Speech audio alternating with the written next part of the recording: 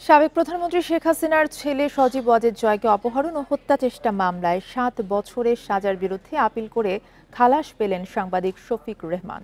আজ তাকে খালাস দিয়ে রায় ঘোষণা করেন ঢাকা মহানগর দায়রা জজ আদালত। এই ঈদে জামা জুতো অ্যাক্সেসরিজের ডিসকাউন্ট।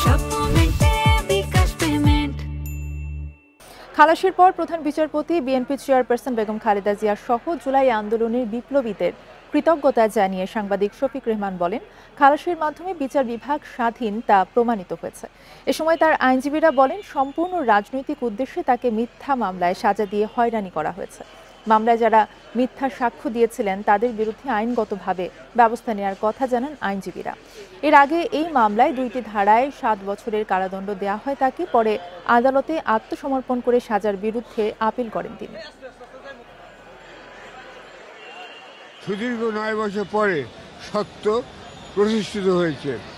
আমি আন্তরিক ধন্যবাদ ও প্রশংসা করছি মাননীয় বিচারপতি বৃন্দকে। তারা এটাও প্রতিষ্ঠা করেছিলেন বা করলেন, এখন বিচার বিভাগ স্বাধীন। বিজ্ঞ আদালত আমাদের এই যে আবেদন মঞ্জুর করেছেন এবং এই একই সাথে ওই যে ওনাকে যে ৭ বছরের সাজা দিয়েছিল সেটা থেকে ওনাকে মুক্তি দিয়েছেন।